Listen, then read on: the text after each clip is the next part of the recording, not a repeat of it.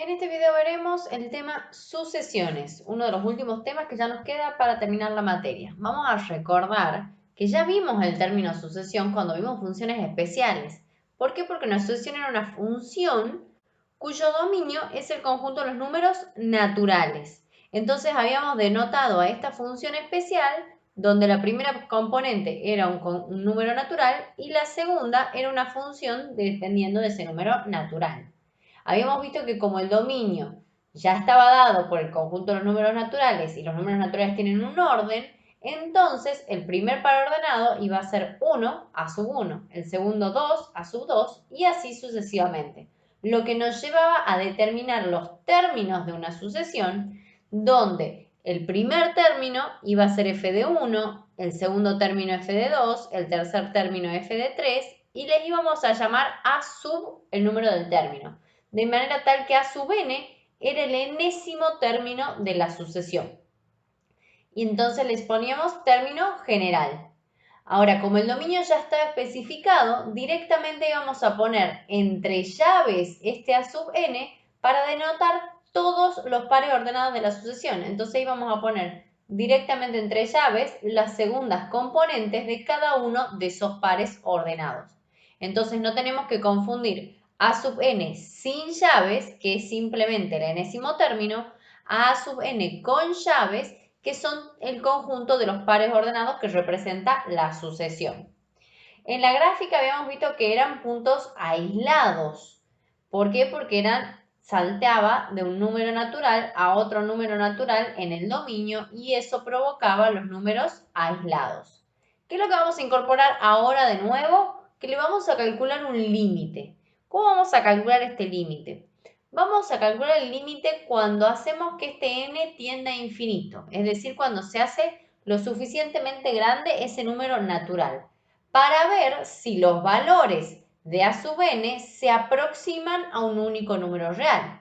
Como por ejemplo, si tenemos la sucesión de término general 1 sobre 2 a la n, si la vamos calculando a sub 1, a sub 2, a sub 3, está claro que cuando n se hace más grande, este denominador se hará más grande y por lo tanto la expresión se hará cada vez más pequeña. Cada vez más se acercará al valor 0 a pesar de que nunca alcance ese valor. Es decir, que hay un cierto valor al que le vamos a llamar n, para el cual todos los a sub n se acercan a a con bastante aproximación. Miremos esta gráfica, por ejemplo. Si tomamos un vecindario a epsilon, existe un número, un subíndice n, por ejemplo el 6, a partir del cual todos los valores de la sucesión caen en el vecindario. Fíjense que solamente a sub 1, a sub 2, a sub 3, a sub 4 y a sub 5 quedaron fuera del vecindario. Pero desde aquí en adelante, todos los valores de esta sucesión van a estar dentro de este vecindario. Eso quiere decir que a sub n pertenece a este vecindario siempre que el n sea más grande que el m que hemos definido. Entonces, si elegimos arbitrariamente un epsilon mayor que 0, podemos encontrar un m mayor que 0, tal que todos los a sub n pertenezcan a ese vecindario a epsilon siempre que el n sea mayor que m. ¿A qué les está sonando familiar? A la definición del límite cuando n tiende a infinito. Entonces vamos a decir que una sucesión tiene límite a y que se escribe de esta manera siempre que para todo a perteneciente a los reales existe un vecindario a epsilon arbitrariamente prefijado con un número real positivo tal que este valor que es el rango pertenezca a ese vecindario siempre que n sea mayor que m y con la aclaración de que este n es un número natural. Bastante similar a lo que ya definimos en las primeras guías de la definición del límite cuando x tiende a infinito. Entonces, cuando existe este límite, vamos a decir que la sucesión es convergente. El cambio en un número finito de términos no influye en la convergencia del límite de la sucesión. ¿Por qué? Porque dijimos que no importa este número finito que está fuera del vecindario a epsilon, porque lo que me importa es que a partir de un número en adelante ya todos caen en este vecindario. Ya dijimos que una sucesión será convergente si y solo si existe el límite cuando n tiende a infinito de a sub n y que ese límite da por resultado un número real. Entonces, ¿qué pasará si no existe el límite? Bueno, si el límite no existe, entonces vamos a decir que esta sucesión es divergente. ¿Por qué? Porque no existe el límite cuando n tiende a infinito de a sub n. Por ejemplo, esta sucesión, menos 1 elevado a la n, es divergente, porque para los n pares obtendré un resultado 1 y para los n impares obtendré por resultado menos 1.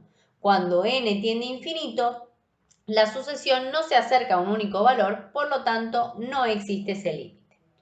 Toda sucesión que sea convergente converge hacia un único límite.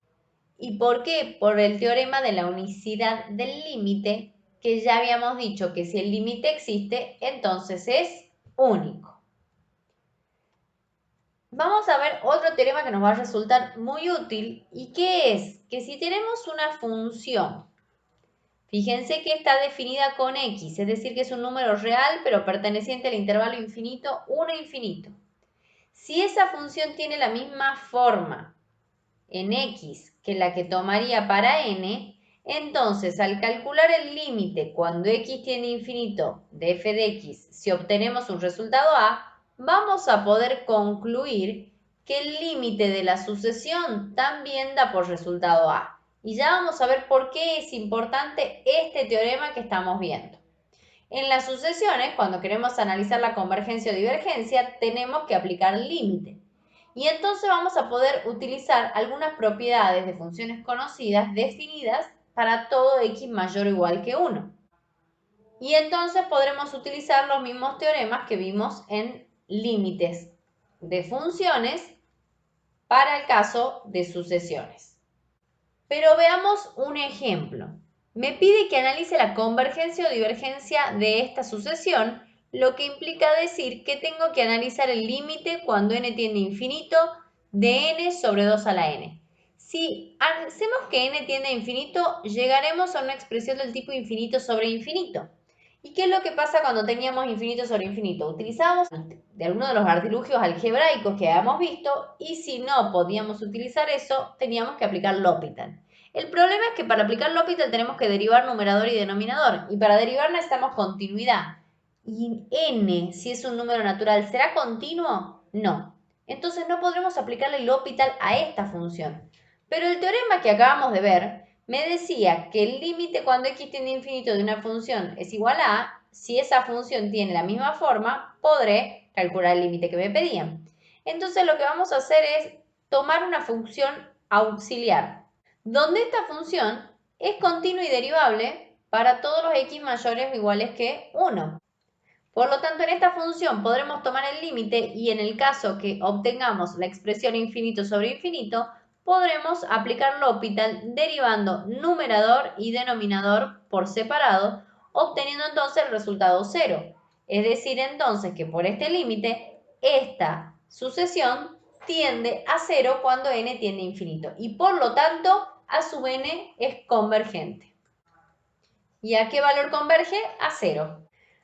Vamos a incorporar ahora el concepto de monotonía. Una sucesión se va a llamar monótona cuando es no decreciente, creciente, no creciente o decreciente. ¿Qué quiere decir esto? No decreciente será cuando, a medida que avancemos con las n, los a sub n se hagan más grandes o iguales, pero nunca más chicos. Será creciente cuando a medida que avancemos con las n, los a sub n se hagan más grandes. Será no creciente cuando a medida que avancemos con las n, los a sub n se hagan más chiquitos o se mantengan iguales, es decir, nunca más grande.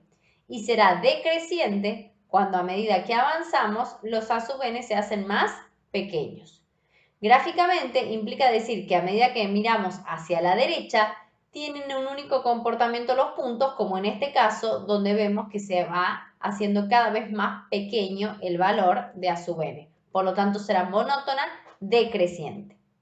En esta sucesión, es una sucesión llamada de Fibonacci, bastante conocida, es no decreciente. ¿Por qué? Fíjense que a medida que avanzamos con los n, o se mantienen iguales o se hacen más grandes, pero nunca más chicos.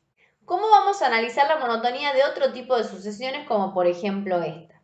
Como necesitamos comparar a sub n con a sub n más 1, lo que vamos a hacer es hacer la resta de a sub n con a sub n más 1. ¿Quién es a sub n? El que viene dado. Y le vamos a restar a sub n más 1, que será donde dice n, escribir n más 1. Acomodamos un poquito, simplificamos estos 1 porque podemos simplificarlos.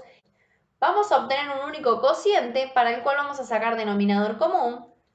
Distribuimos este signo menos y nos va a quedar entonces en el numerador menos 1 y en el denominador n por n más 1. ¿Quién era n? Un número natural, por lo tanto todo este denominador es positivo y este numerador es negativo. ¿A qué hemos llegado? A que esta expresión es negativa. Eso quiere decir entonces que a sub n menos a sub n más 1 es menor que 0, por lo tanto a sub n es menor que a sub n más 1. A medida que avanzamos con los n, los a sub n se hacen cada vez más grandes. Por lo tanto, la sucesión a sub n es monótona creciente. En este caso podemos ver que para n igual a 1, a sub 1 vale 0, a sub 2 vale 1, a sub 3 vale 0, a sub 4 vale 1, a sub 5 vale 0. ¿Qué quiere decir esto? Que la sucesión oscila, por lo tanto no es monótona, no puedo poner que tenga un único comportamiento. En este caso que tenemos menos 1 a la n por n, ¿qué es lo que nos vamos a terminar encontrando? Que al hacer la resta de a sub n más 1 menos a sub n o al revés, tenemos esta expresión y esta expresión va a ser que sea positiva siempre y cuando tengamos un número impar que provoque que esto sea par. Y esta expresión será negativa si aquí ponemos un número par que provoca que esto es impar. Por lo tanto, no tendremos un único comportamiento, sino que a sub 1 será negativa, por lo tanto será más chica que a sub 2, luego a sub 2 será más grande que a sub 3 y luego a sub 3 será más chica que a sub 4 y así sucesivamente. No tenemos un único comportamiento, la sucesión no será monótona. Último concepto que vamos a incorporar para las sucesiones son sucesiones acotadas. ¿Qué querrá decir que sea acotada? Una sucesión se va a decir que está acotada si es que existe un número real para el cual todos los términos de la sucesión están por debajo de ese número real, es decir, son más chicos.